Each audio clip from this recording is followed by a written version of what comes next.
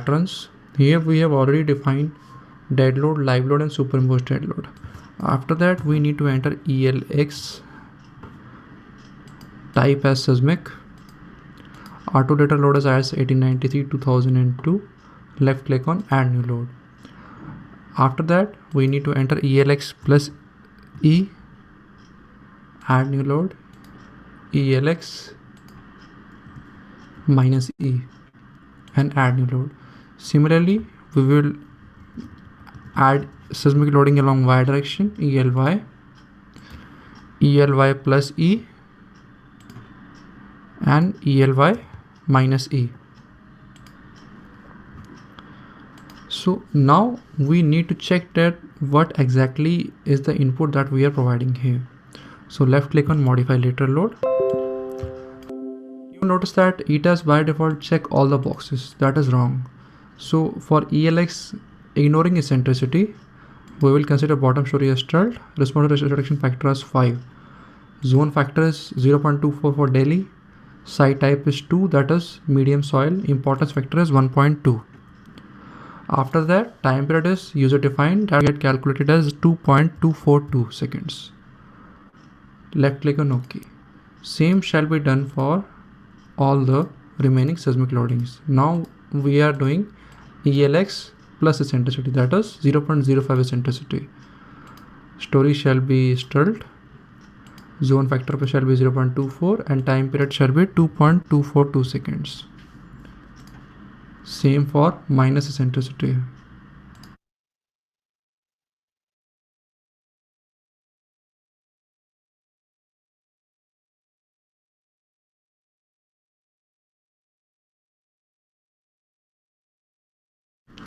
Now we shall do the same with the Y direction.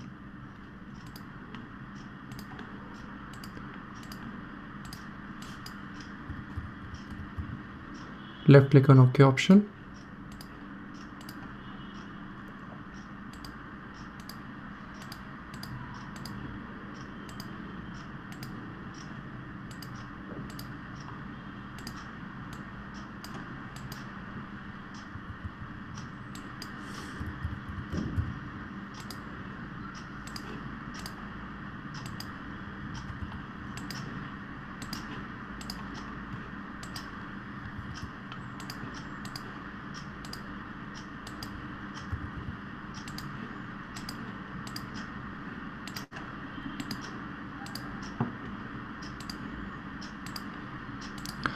Please to cross check whatever you are doing is correct or not. Like I had missed entering the importance factor.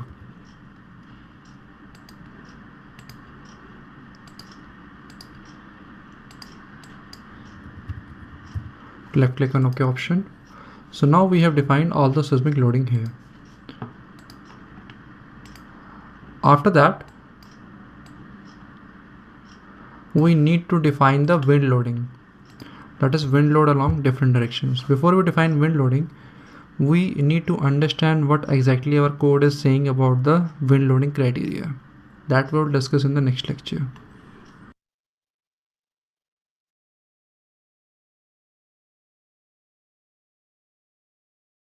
So until now we have learned how to how to define the wind loads along X direction and Y direction. To start with that, first of all, we should learn what exactly are the options in our etabs. So to do that, we go to define and load patterns. Here we can enter WLX, that is wind load along the positive X direction. That is along this direction. We can select type as wind and auto lateral load as Indian IS 875 1987.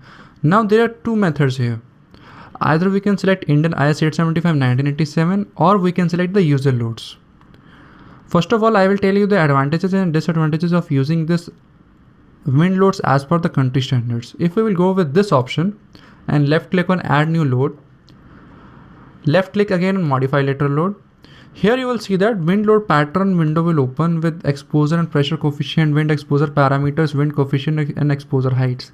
All this looks very easy, like we can readily calculate and we can just input the data and etabs will calculate the load automatically. But it is just like a black box, which I will never recommend you to do that, because we never know or we never have full control over the loads that will be generated by the etabs program. Because for example, if we take the exposure from shell objects option, this option will nullify and we can enter all this data here and etabs will calculate automatically. But with exposure from shell objects, we have to model a zero property shell on the face of the building. And with this option, that is exposure from the extent of diaphragms, windward and leeward coefficient we have to calculate and we have to enter the data here. So this type of, like all the data is somewhat confusing and not clear to all the practicing structural engineers. So what we can do is that we can have the full control of the loads that will be applied on our model.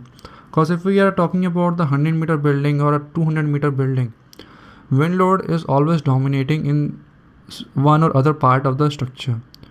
So what we need to do here is that left click here and then select auto later loads as user loads and then click on modify loads. When we left click on modify later load after doing this option, you will find that this beautiful table will open. Here it is written x ordinate and y ordinate. Here it is written fx, fy and mz, and here it is written the diaphragm. So the one advantage of using different diaphragms for different floor is this, that is we can apply different loads on different diaphragms. Now what kind of load we shall apply? We can apply point load and moment on the diaphragm center.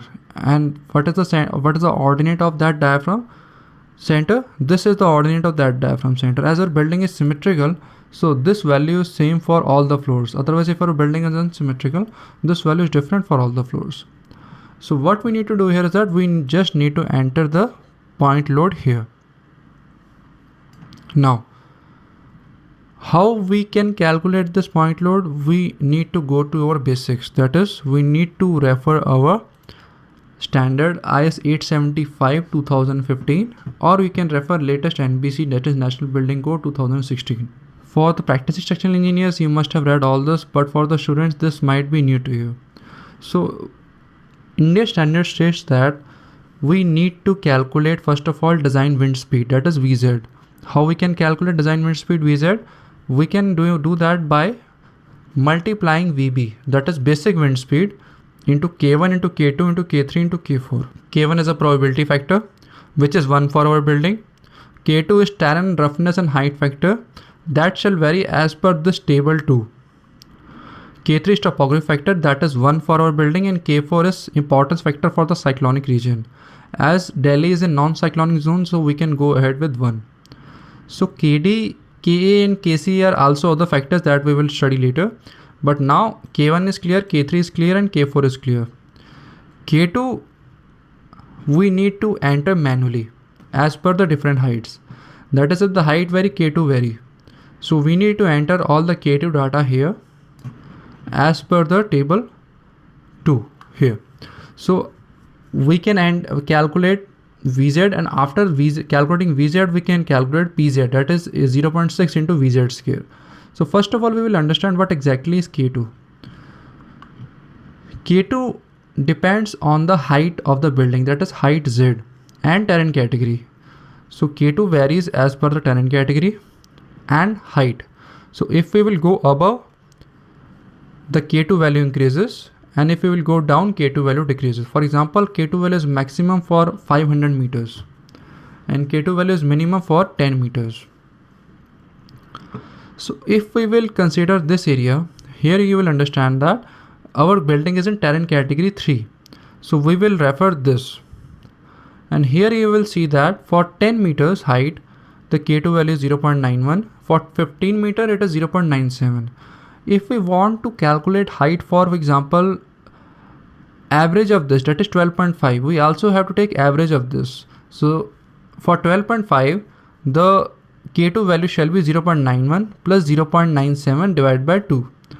Or if we will want to calculate that K2 value for 11, let's say 11, we need to linearly interpolate. Here you can see that for intermediate values at height z in a given terrain category, use linear interpolation. So what we can do here is that we can do the linear interpolation and calculate the values here. So I have done the linear interpolation and input all the values here. So Vz, that is equal to Vb into K1 into K3 into K2 into K4. So here I have multiplied Vb into K1 into K3 into K4. Here I have multiplied this value by this value, that is this formula. So we can calculate Vz. Vz is minimum for 4 meter height and Vz is maximum for 92.8 meter height. That is Vz value is 60. After that we can calculate Pz by squaring this value and multiplying by 0.6 as per this formula. After that Kd, Ka and Kc factors comes into play. Now what exactly is Kd, Ka and Kc? Kd is directionality factor, that is 0.9 for our building. Ka is averaging factor, that is dependent on the contribution area of that particular structural element. So it is 1 for a cladding. For example, if we want to calculate wind loading for the facade, then Ka's value is 1, and if we want to calculate the Ka value for RCC frames, then it shall be 0.8 and Kc value is 0.9 for our case. So if we will multiply Kd and Ka and Kc as required here, we will find that the value comes out to be 0.648 and that is less than 0.7. So code restricts us to use minimum value as 0.7 into Pz. So we have entered 0.7 value here. After that we can calculate the PD, that is Kd into K into Kc into Pz. So 1.242 into 0.7, that is 0.87. After that, in our case, there are two dimensions. One is this dimension and another is this dimension. So if we are right now considering 19.555 meter.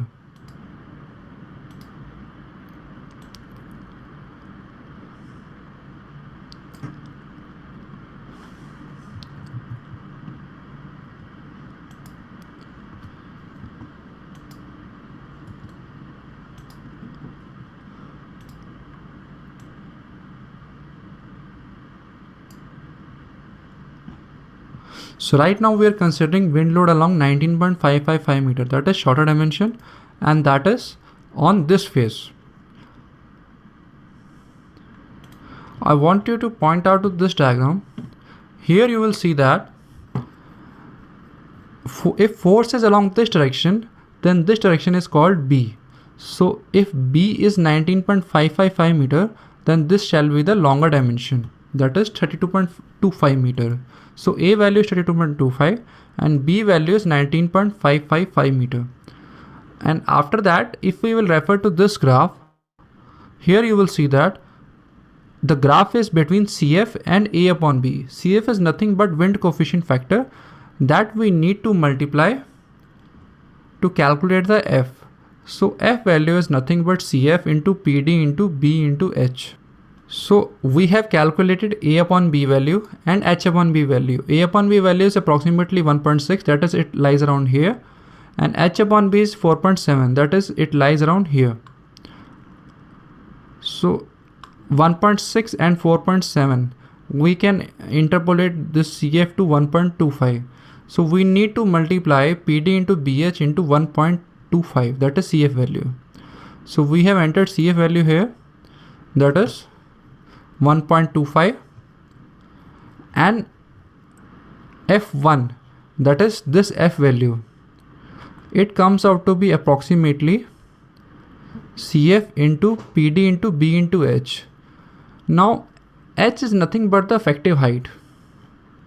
So effective height can be calculated by averaging the upper floor height and lower floor heights.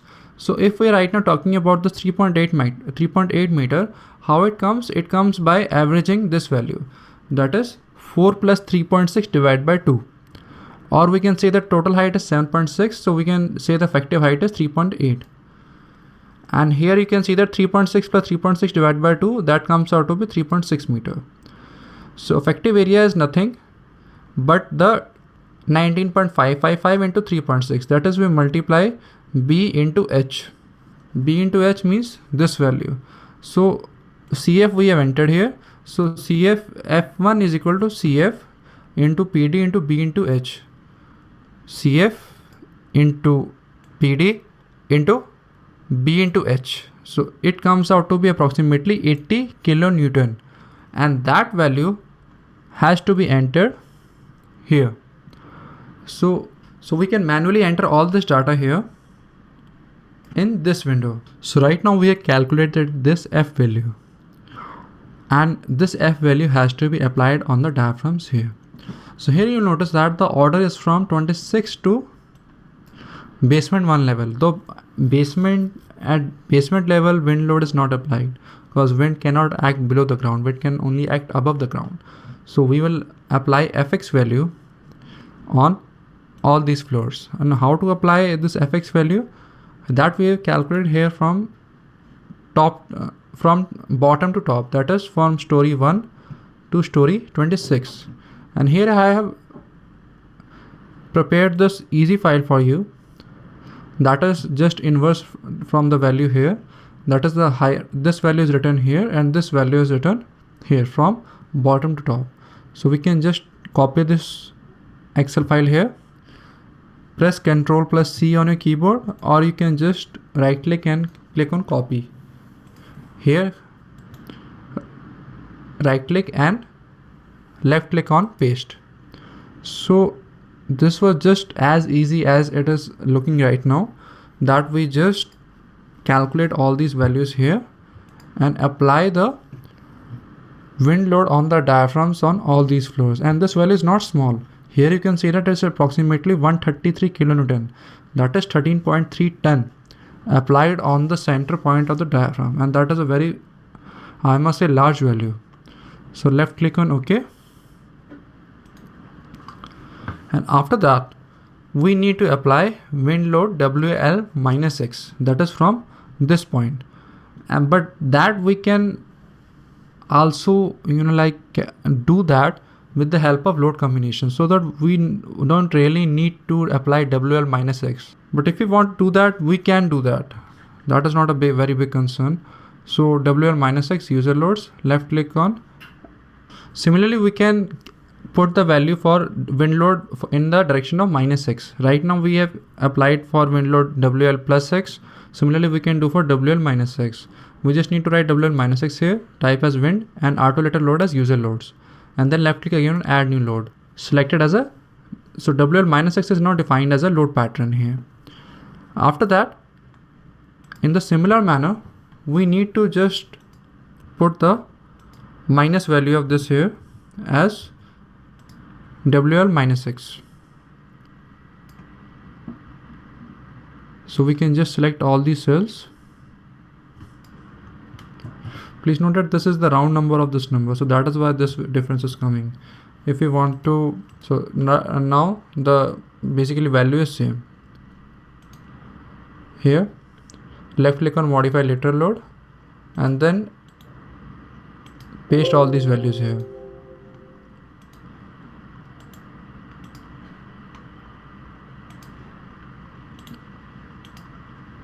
So we have now defined WL minus X also. After that, we need to define WLZ, that is wind load along positive Z direction. Or we can say that right now, so after that we need to define WLY, that is wind load along positive Y direction. So left click again on add new load. So in the similar manner with which we have calculated the wind load along plus X direction, we can have also calculated wind load along plus Y direction. So this Excel file is attached for your reference.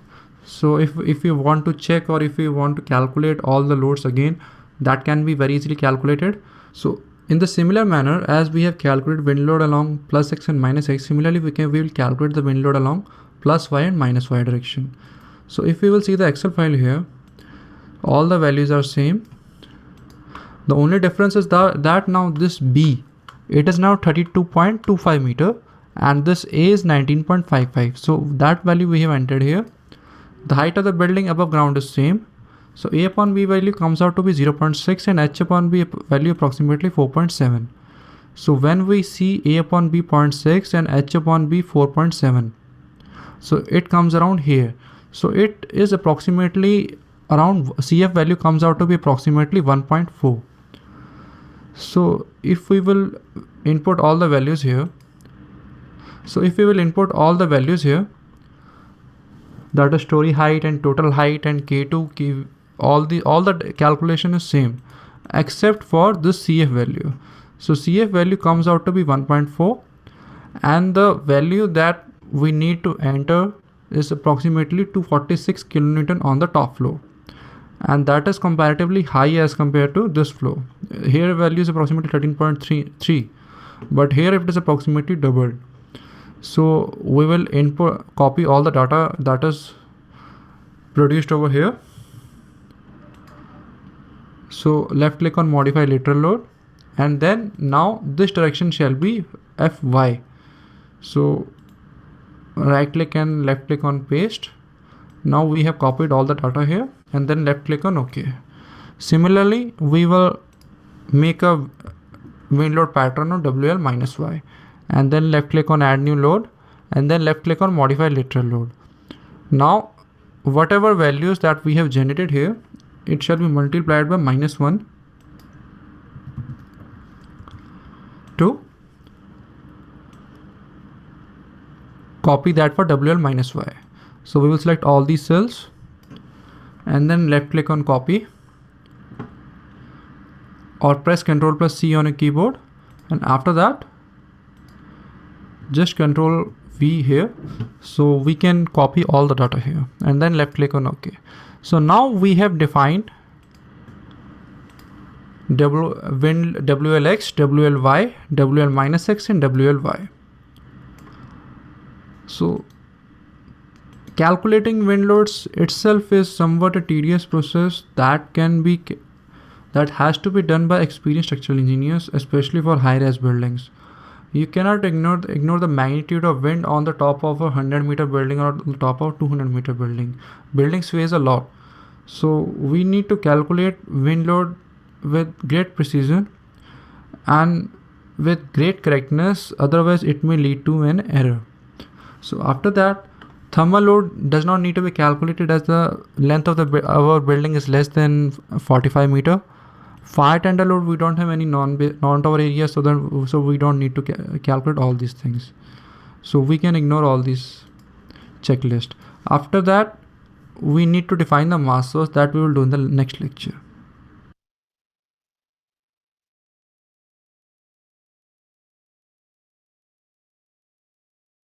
So in this lecture, we shall define the mass source.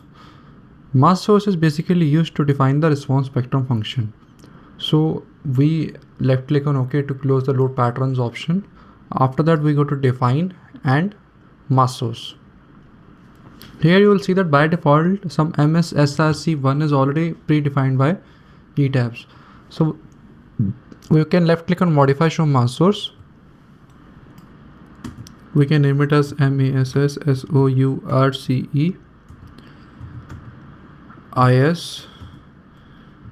1893, so that we can remember that. And after that, we will define it as specified load patterns.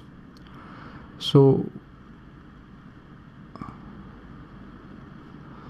we can add DL as 1. Live load we can enter 0.5, as this is an office building whose live load is approximately 4 kilonewton per meter square, that is greater than 3. So as we had read in IS 1893, for up to and less than 3 the percentage reduction is 25%, and above that, that is as our value is 4, the reduction is only 50%. So we enter the multiplier as 0.5. SIDL we need to enter as 100%, that is as 1. When we left click on OK, this option will come, that is something is wrong.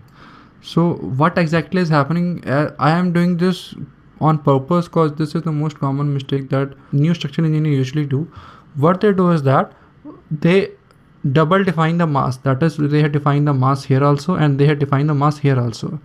And that is what etabs is saying, that the current mass source indicate both element self mass, that is this, and at least one load pattern with the self weight multiplier greater than 0, that is DL, whose self weight pattern we have defined as 1.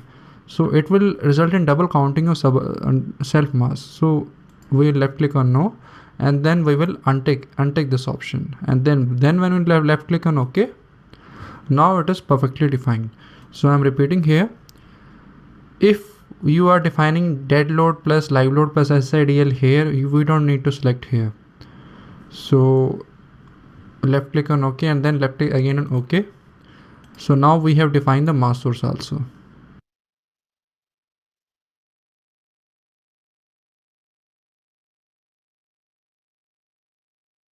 So until now we have completed up to step 9, that is we have defined the load patterns. Now we will assign the loads. That is, first of all we will calculate the loads that are required as per the architectural drawings, and then we will assign those loads to our structure. If we talk about the loads that will come on our structure, now we have two plans here. So talking about loads. So this video is related to the AutoCAD drawing that I have shared with you. You can see where the wall loads are coming onto the structure, and according to that, this video will guide you to apply the loads onto the structure. So those walls and all can be modeled or can be given as the wall loads. That is what will be explained in this video. The loading will be somewhat different on this and will be somewhat different on this. So number one load that comes in the mind of structural engineer is the block work load or brickwork load. So here you can see that on these walls there are some block works. So considering those block works, we have to apply this block work load on our floor beams. So for example, if we talk about this wall and this wall, 1 2 3 4 5, this is a very thin block work, so we can ignore this load. This load will not matter, but this full block work height load will matter for our structure. So considering this block work, we have to calculate the UDL on our beam. I have prepared an Excel file for your easy reference. So here we can consider typical height of the beam as 750 mm, and the density of block work lies in the range of usually 10 kN per meter cube, and thickness of block work is usually 200 mm. So we can multiply, this is a simple math, we need to subtract the floor height from the beam height, because and that will be the only effective height of the block work. So in this case, for example, in floor number 5, 4 minus 0.75, that is 3.25 into 0.20, that is the thickness of block work into its density. So it comes out to be approximately 6.4 kilonewton per meter. This number is 3.25.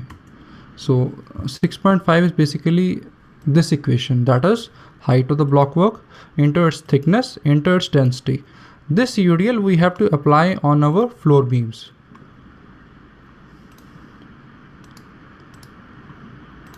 We can go for all story option and we can apply brickwork load on all these beams. 1 2 3 4 and 5. 3 4 and 5.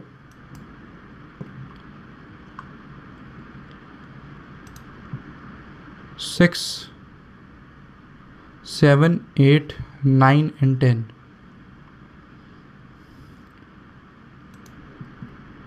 6 7 8 9 and 10. So total 200 frames are selected.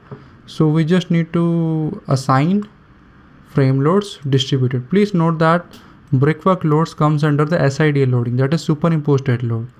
We can assign the value of 6.5 kilonewton per meter. Direction is gravity. It is a force, not a moment. The load pattern name is SIDL, and we can either go for add to existing load or replace existing load. It will not matter. So left click on apply. So 6.5 kilonewton per meter load is applied on all the floor beams. We can check that with the help of 3D view. So you can see that on all the floors this loading is applied, and on the upper floor this projection is not there. So in all those floors this projection loading is not applied. And after that it is a best practice to apply the loading of this fixed glaze window also.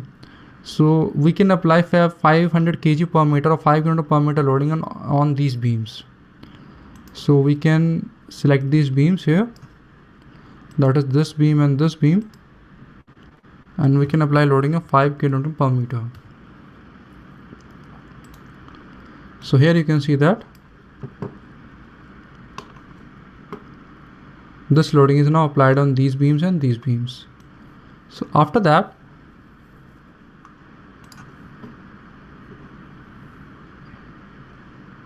if we will talk about this glazing, so we also need to apply this load on our model. So what we need to do is that we need to individually select all the beams.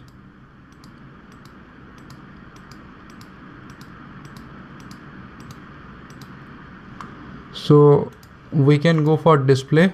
Please note that if loading value is given, the all story and one story option will not come here.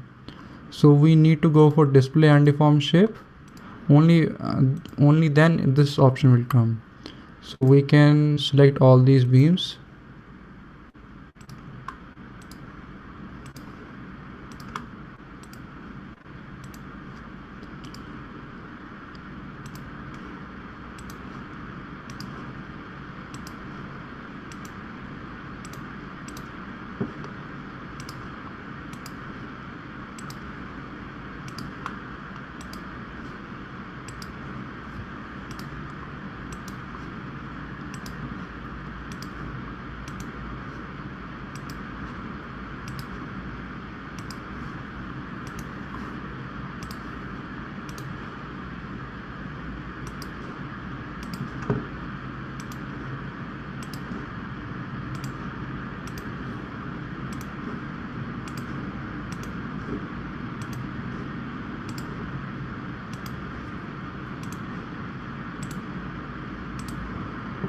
So we have considered the value of 5 kN per meter for the glazing load, SIDL, and then left click on apply. Total 30 frames are selected, that is on 15 floors.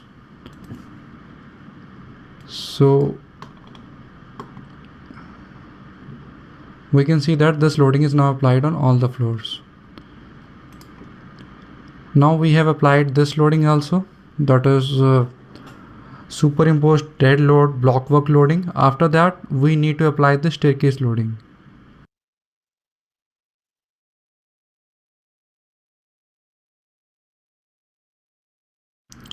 So until now we have applied the brick wall loads or block work loads on the beams. In this lecture we will learn how to assign staircase loads to the structural model. See, in our model or in our architectural drawing, we have two staircases. One is in this area and another is in this area. In our model we have stimulated the staircase as cutouts, but the loading will come on the structure. So how to stimulate this structural loading on our structural model? What we usually do is that we assign the uniformly distributed load on the floor beams and mid landing beam. As per the orientation of this structure, or as per the orientation of this staircase, we can see here that this is a mid landing level and this is the floor level, because staircase, if we are going up from here, so at this point it will be a mid landing and at this point it will be a floor level. So if we start from here, we have to model a mid landing beam here. This is a grid elevation along grid B and elevation along grid 3 and 4. So what we need to do here is that we need to go to elevation and B, apply and close. So we also need to check here that in draw snap options we have line ends and midpoints as checked. So we need to click on apply and close, go to draw, floor and wall objects, draw beam column brace and draw beam column brace. We can select the beam size of beam 400 and 750, and we need to draw beam like this. So as all stories option selected, so it had drawn beams on all the floors, which is the incorrect way. So we need to select one story here and draw beams like this.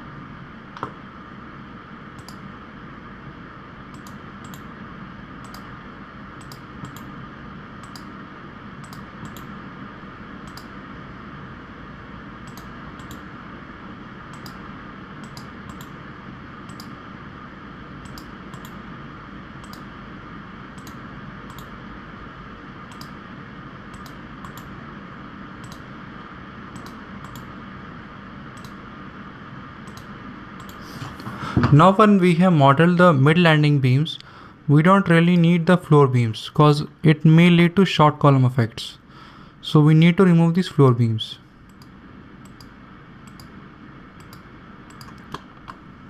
We will first of all select all the floor beams.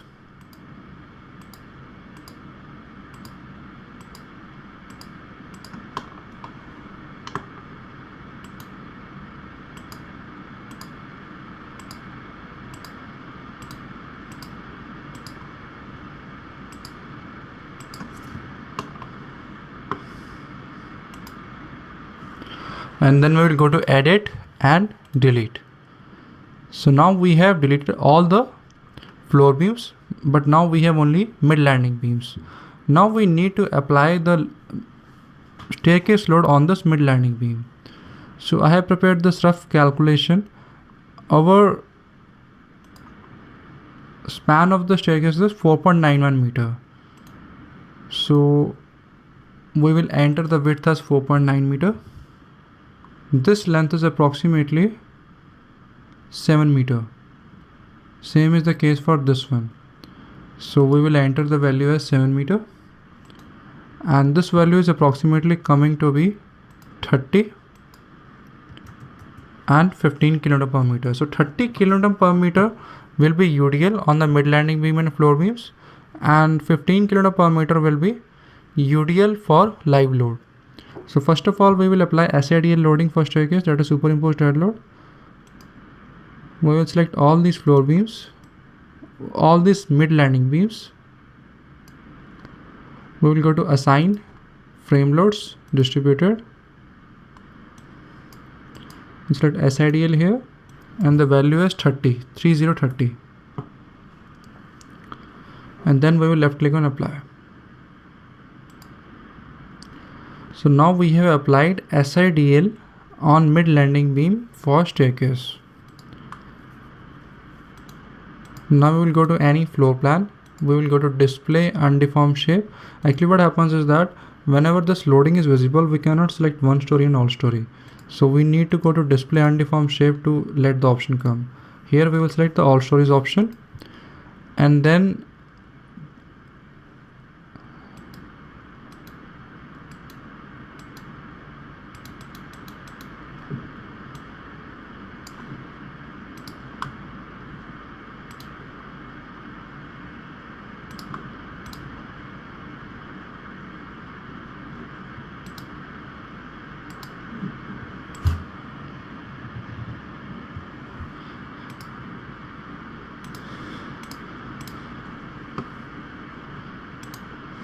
Now we need to apply superimposed dead loading on this side also for staircase. So what we need to do here is that we cannot apply uniformly distributed load on the shell object.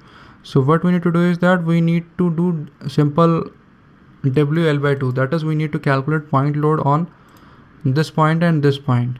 So we can multiply 30 into 4.91. That is approximately 30 into 4.91 divided by 2. That is WL by 2. It comes to be around 75 kilonewton point load on one side. So what we can do is that we can go for all stories, all joints, this joint and this joint. Total 58 joints are selected. We can go to assign joint load force, and this value can be minus 74, because this value is approximately 73.65. so we can take 74 kilonewton load value and then left click on apply. Now we need to check the direction of the loading that we have just applied. Display load assign joint, SIDL, and apply. So the the direction of the joint load is correct. That is in the direction of gravity. Now we can go to display undeformed shape. Now the staircase loading for SIDL load case is complete for this area. Similarly, we have to calculate the loading for this area also. Before that, we need to understand whether we need to model mid-landing beams or not. Here in this area, you will see that mid-landing beam will not be required, as there will be structural wall from bottom to top. So we need to, and here there is a floor beam. So we don't need to model mid-landing beam here. So what we can do here is that we can calculate the SIDL loading for this staircase also. And the value will be approximately same. That is 30 into 3.8. And we need to apply joint load on this area. So uniformly distributed load comes out to be approximately 30 kilonewton per meter. So we can go for all stories option. Here you'll see the 26 frames are selected, and the value is approximately 30 kilonewton per meter. SIDL is the load case, and then left click on apply. So now we have applied staircase load on this area, and similarly we will apply joint load on this area. The joint load is coming to be approximately 57 kilonewton. So we go to assign joint load force,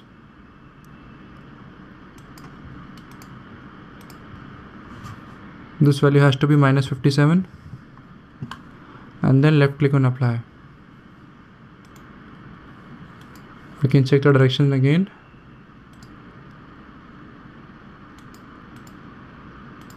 The direction is from top to bottom, that is in the direction of gravity. So as we have applied superimposed dead loading for staircase, similarly we need to apply live loading also. Live load is usually taken as 4 kN per meter square, which when multiplied with the span will give us the correct UDL. So approximately we need to apply 15 kN per meter for both the staircases. That is for 3.8 meter staircase also, and for 4.9 meter staircase also. So we can, and after that we need to study how we should apply this UDL loading. So 15 kN per meter shall be applied on this beam and this beam. So we can go for display undeformed shape to select all the beams in one go. We select this beam and we select this beam, and after that we go to assign. We have already opened this window, otherwise we can also open it again by assign frame load and distributed, select live load, and the value here shall be 15 kN per meter, and then left click on apply. So 15 kN per meter loading is applied from bottom to top for both the beams. After that, we need to apply joint loading also for this part. So for this staircase, the span is 4.91. So when we multiply this loading by 4.91, that is WL by 2, the value comes out to approximately 37 kilonewton. So we need to apply joint loading of 37 kilonewton here and here. So we have already selected all the stories option, that is 58 joints are selected, assign, joint load and force. We select the value as minus 37 and then left click on apply. So now we have applied the 37 kilonewton loading on these two joints. And in the similar manner we can apply joint load on this point and this point. The value for this loading is 28.5, that is approximately minus 29 kilonewton. Then left click on apply. So on this point we now have two loadings, that is SIDL of 57 and FZ of 29.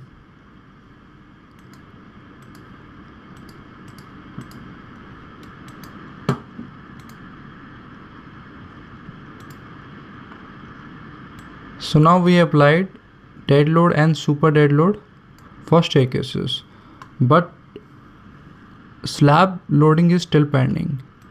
So that is, we have applied block work load, we have applied staircase load. After that we need to apply the slab loading. Actually on slab finishing is applied. Finishing may be of 75 mm or finishing may be of 50 mm. Considering 50 mm finishing and density of flooring is 24, the superimposed dead load on all the floors is coming out to be approximately 1.2 kN per meter square, excluding terrace. So what we need to do here is that press the escape button on your keyboard, go to display and deform shape, close this window, select all the floors in one go, including terrace. We can change the loading out after some time. So we go to assign, shell load and uniform. Here we select the SIDL loading. SIDL loading, it is coming out to be approximately 1.2 kN per meter square. So we put the value of 1.2, replace existing loads and apply. So 1.2 kN per meter square SIDL is applied on the floors. After that we select the terrace and we go to one story option and select this staircase. Replace existing loads. Actually for staircase or for terrace floor, waterproofing is applied, which is approximately 150 mm thick. So the loading, superimposed dead load is approximately 3.3 kN per meter square. So we applied 3.3 kN per meter square loading on the terrace. After that, live load needs to be applied on all the floors. Live load as per IS 875 part 3 has to be 4 kN per meter square for office building general area. So we can select all the floors again. Select LL here, that is live load here. Enter the value of 4. After that go to terrace. For terrace we need to apply 1.5 kN per meter square loading.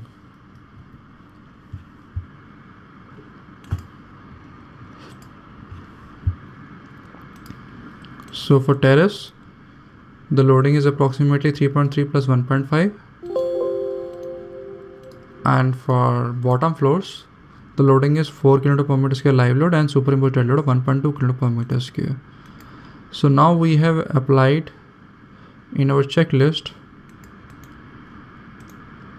we have now applied dead load, superimposed dead load and live load, and wind load we have already applied. So all these loadings are now applied to our model. In the next lecture, we will understand how to set live load reduction factors. What are the live load reduction factors? Why and how they should be applied in the etabs software? Basically, what happens is that practically all the floors are not loaded on their full capacity at one time. So what code allows is that the code allows us to reduce the live load in designing columns, load bearing walls, piers, their supports and foundations.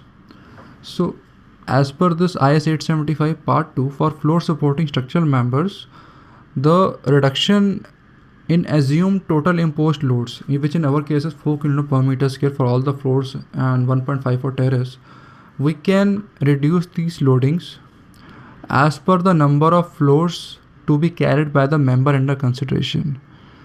So in simple words, if the number of floors are above 10, we can reduce the 50% of the imposed loading. So in our case, the number of floors are above 10, so we can reduce the loading by 50%. And if the number of floors are between these values, the loading may be reduced by these factors. This this practice is followed by American code also, and this practice is followed by Indian code also. On the last of IS 875, there is one example. So here you can see that this is a practical example of how we should reduce the floors.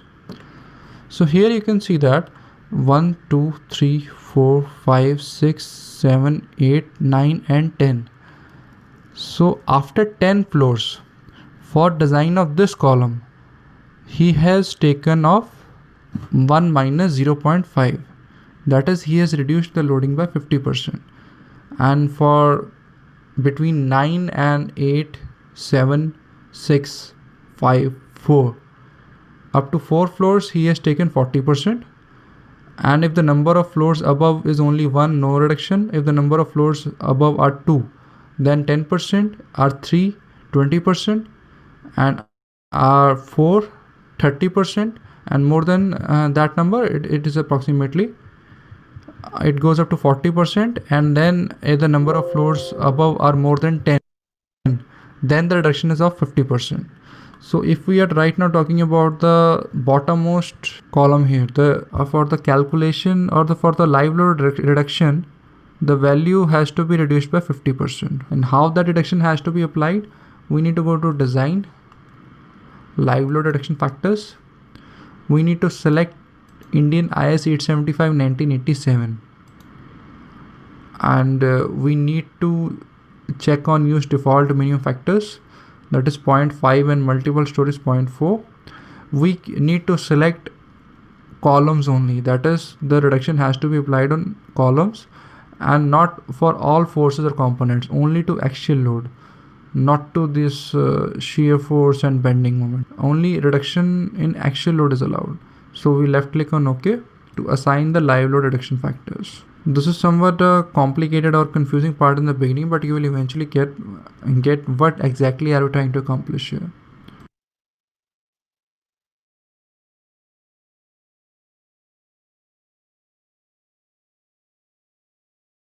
Until now we have completed the step 10. In the next step we will define the load cases. Now what exactly are the load cases? In etabs we need to define load patterns also, as well as load cases also. We have already defined the load patterns, and all these load patterns has already been copied to the load cases. So what we can do is that we can go to define and load cases. We will notice that all the load patterns are copied here. After that, for the response spectrum design, we need to left click on add new case. We need to name it as RSX, load case type as response spectrum. You will notice that the mass source has already been added here. After that, we need to left click on add. So here you will see that acceleration, the load name is U1, function has to be IS1893. Most of the people, what they do is they left it as blank, default uniform. It should not be like that. It should be as per your defined response spectrum function that we are defined in the beginning. After that, this scale factor. This scale factor is also very confused in the beginning by the engineers which are learning etabs software. For Indian codes, it has to be I into G by 2R. That is, I is 1.2 for our building importance factor into G 9.81 divided by 2 divided by R, that is response reduction factor for our building, which is 5. So it has to be entered initially as 1.178.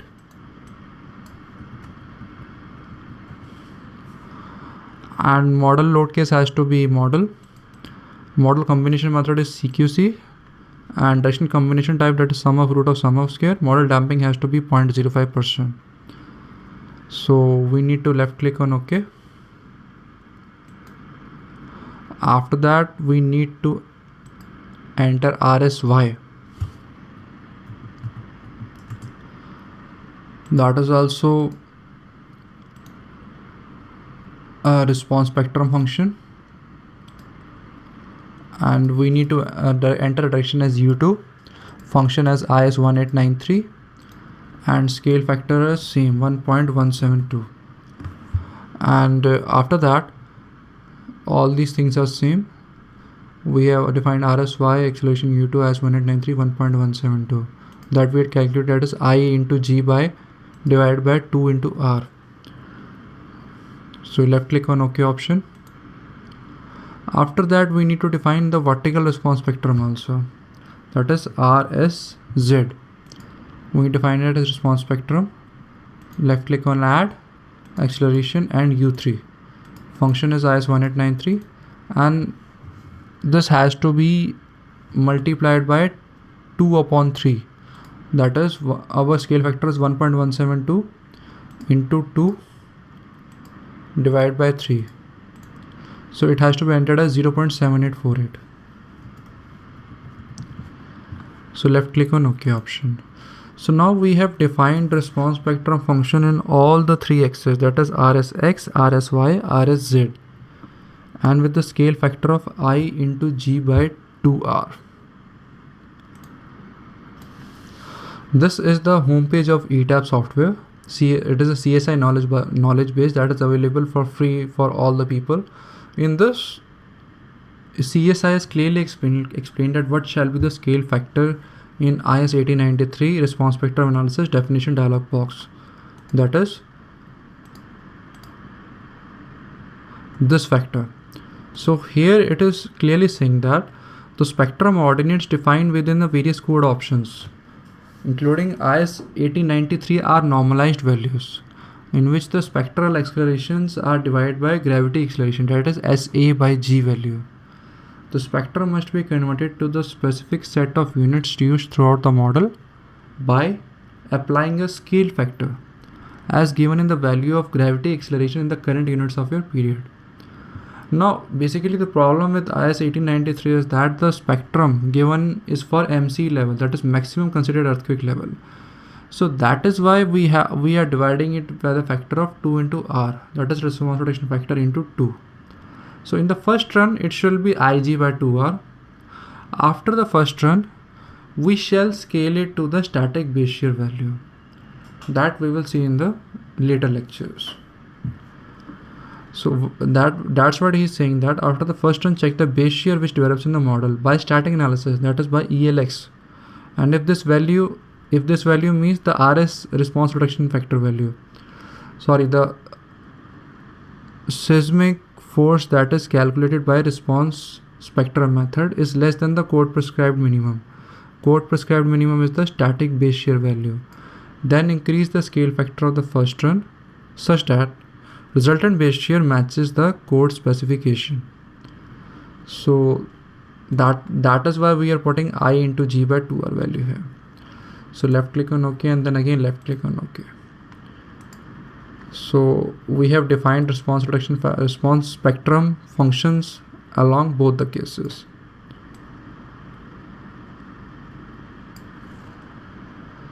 So now we will take these options. After that, we need to define the model case. This is also a very important part. We need to go to define and model cases. Here you will see that by default model eigen is defined. So left click on modify showcase. etabs always prescribe that we should go for its analysis. So we need to left click on add, and then we need to enter acceleration.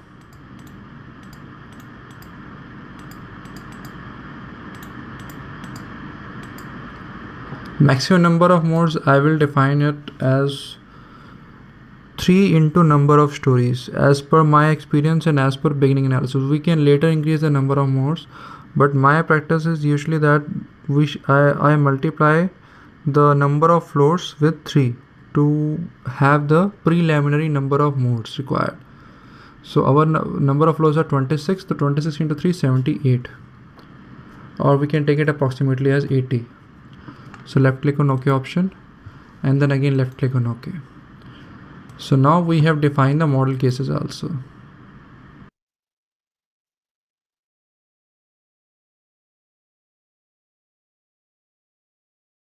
In this lecture, we will learn how to define p-delta options as per the Indian standards.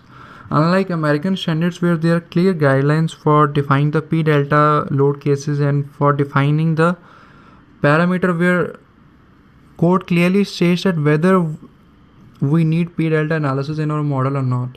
Indian codes is somewhat silent on the p-delta options. So as per the industrial practice, I will suggest you to go to define p delta options. After that, there are three options, that is none, non-iterative based on mass, and non-iterative based on loads. I will recommend you to go with iterative based on loads. So first of all, we will add DL with scale factor of 1, SIDL with scale factor of 1, and live load with scale factor of 0.5. So by defining this, and when we left click on OK, we will see that in all the load cases, by default, p delta settings is now iterative and based on loads. Let it be live, let it be SIDL, let it be ELX, let it be wind. So by providing the data here, that is by going to define and p delta options, when we put the data here, it will automatically be seeded on all the options of the etabs software.